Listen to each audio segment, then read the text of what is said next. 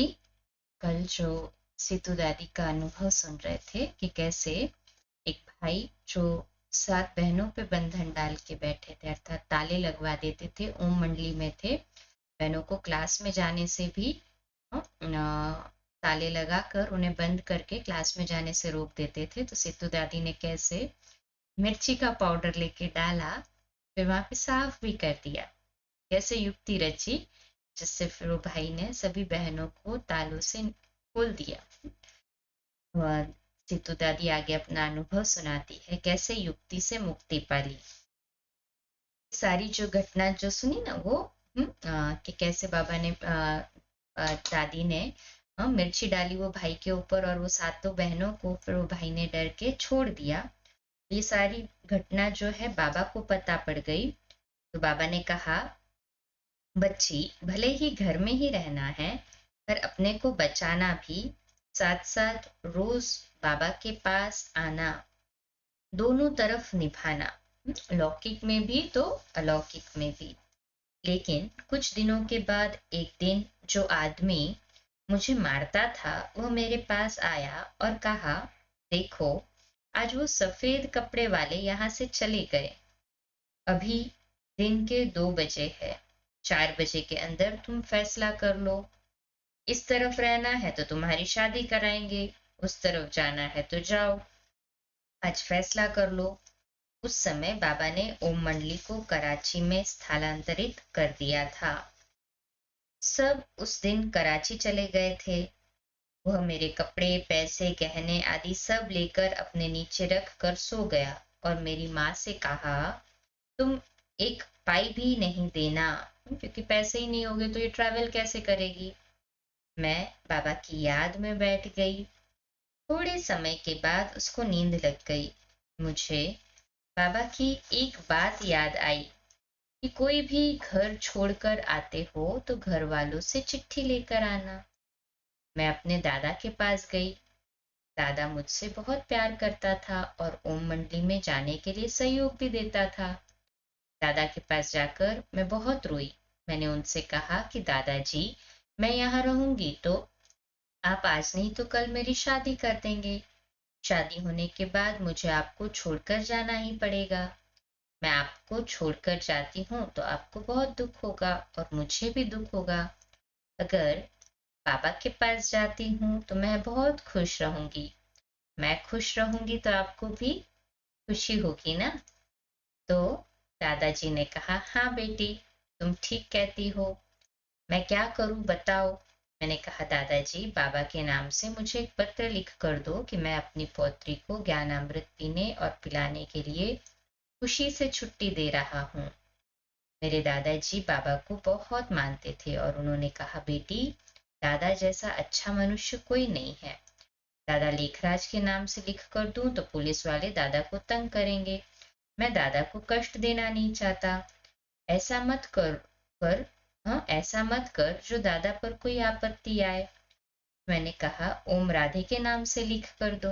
मम्मा को ओम राधे कहते थे, तो दादा को लिखने से अगर कष्ट होगा उनको तो मम्मा के नाम से।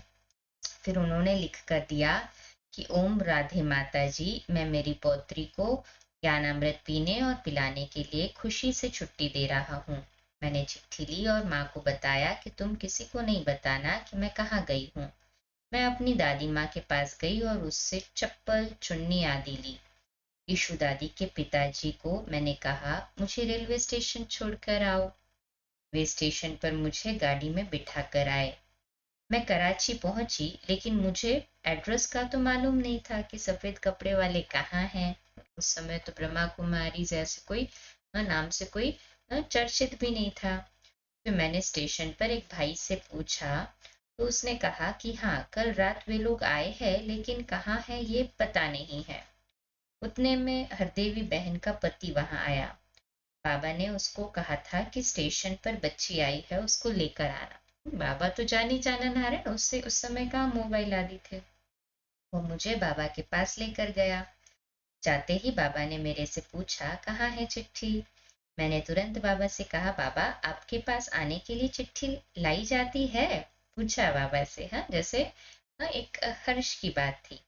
बाबा मुस्कुराए और कहा, तुम्हारी ये क्या हालत है? न कपड़े ठीक है, न चुन्नी, न चप्पल। जाओ स्नान पानी कर खाना खाकर आओ। मम्मा मुझे अंदर ले गई और कपड़े आदि दिए। मैं तैयार होकर बाबा के पास आई और चिट्ठी दी। चिट्ठी देखकर बाबा मुस्कुराए और कहा, ठीक है बच्ची, तुम आजाद हो गई। भल यहाँ ही रहो, जो भी होगा देखा जाएगा। उसके बाद मैं 3 साल यज्ञ में रही।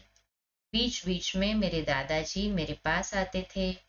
कभी कपड़े, कभी पैसे, कभी कुछ देकर जाते थे और मेरी माँ को मेरे बारे में सारा समाचार सुनाते थे। 3 साल के बाद जो लड़कियों को मारता था, उस लद्दाराम ने जाकर मेरी दादी को भड़काया कि तू सारी दुनिया की लड़के लड़कियों की शादी कराती हो, या अपनी पोती की नहीं करा रही हो? अपनी पोती की क्यों नहीं करा रही हो, फिर दूसरों की कराती हो तो? फिर मेरी दादी के द्वारा उसने मेरे ऊपर केस कर दिया। देखो, फिर भी शांत नहीं बैठा, फिर भी केस किया कि ये 12 वर्ष की है, जबकि उस समय सीतू दादी की आयु 24 वर्ष की थी। 3 बार कोर्ट जाना पड़ा। तीसरी बार जज साहब ने कहा, आपको घर जाना पड़ेगा। मैंने उनसे कहा, जज साहब आप बताओ, क्या मैं 12 साल की लगती हूँ? मैं तो 24 साल की हूँ। उसने कहा, मैं क्या कहूँ, आपकी माँ कहती है कि आप 12 साल की है। उस समय कहाँ ऐसे रजिस्टर्ड डॉक्यूमेंट्स होते थे, आधार कार्ड कहो, हाँ, या फिर बर्थ सर्टिफिकेट कहो, इतना कुछ नहीं था। माँ ने कहा, इसके लिए जज ने कहा, आपकी माँ कह रही है तो ये एज होगी, आपको घर जाना पड़ेगा। फिर मैं घर गई तो मुझे देखकर दादाजी ने कहा, तुझको तो मैंने छुट्टी दे दी थी, तुमको मैं स्वर्ग में छोड़कर आया था, फिर ये नर्क में क्यों आ गई? मैंने रोते रोते सारी कहानी सुनाई कि मेरे ऊपर केस कर दिया है दादी ने। उनको बहुत बुरा लगा और बताया कि मेरे सामने तो कहा था कि मैं गंगा जी में स्नान करने जाती हूँ, लेकिन कराची जाकर ऐसा काम किया है, उस जैसी पापी और कोई है नहीं। चलो तुमको मैं ओम मंडली में छोड़ कर आता हूँ। उस दिन शाम को दादा मुझे ओम मंडली में छोड़कर गए। मेरा केस 6 महीने तक चलता रहा। रोज सत्संग में आती जाती थी। आखिरी दिन फैसला दादी की तरफ हो गया। मैंने माँ को कहा, तुम यहीं रहो, मैं तांगा लेकर आती हूँ। तांगा लेके हाँ, तांगा लेने जाते समय मुझे संकल्प आया कि ओम निवास जाने का रास्ता तो पता है, क्यों न चली जाऊं। तो मैं जहाँ मम्मा रहती थी उस मकान में पहुंच गई। यज्ञ में ड्राइवरों को संभालने की सेवा मेरी थी। जितने भी यज्ञ में ड्राइवर्स थे उनको सती दादी संभालती थी। एक ड्राइवर को मैंने कहा, तुम मुझे क्लिफ्टन छोड़कर आओ। कोई मुझे ढूंढने आए तो उसको कुछ नहीं बताना कि मैं कहाँ हूँ। मैं जाकर रेत पर बैठ गई। वे ढूंढते रहे। ड्राइवर से, बाबा से और मम्मा से भी उन्होंने पूछा मेरे बारे में। तो उन सब ने जवाब दिया कि यहाँ तो वह आई नहीं है। वह कहाँ गई हमें पता भी नहीं है। 10:30 बजे के बाद ड्राइवर मेरे पास आया और मुझे मम्मा के पास ले गया। मैंने मम्मा को सब कहानी सुनाई तो बाबा ने कहा, ठीक है, देख लेंगे, तुम निश्चिंत हो जाओ। उसके बाद मैं वापस घर गई ही नहीं, यज्ञ में ही रह गई। क्योंकि लौकिक वालों को भी समझ में आ गया ना, भाई अभी हम यहाँ पे उसको हाँ यज्ञ में रहने से मना कर रहे हैं, तो हमारे पास भी तो नहीं आ रही है, इधर उधर कहाँ भी जा रही है, उससे बेटर है, सुरक्षित तो रहेगी। तरह से दादियों ने कितना कुछ सहन किया, कितना अपोजिशन सहन किया, परंतु फिर भी पूर्ण निश्चय से बाबा का हाथ और साथ कभी नहीं छोड़ा। अच्छा, 2 मिनट के लिए शक्तिशाली योग के प्रकंपन फैलाएंगे साइलेंस में बाबा के घर के लिए।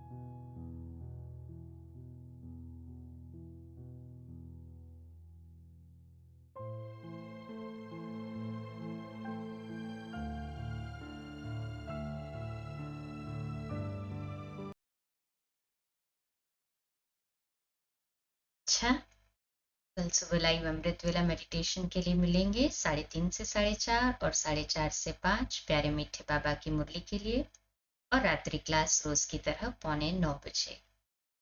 शुभ रात्रि। ओम शांति।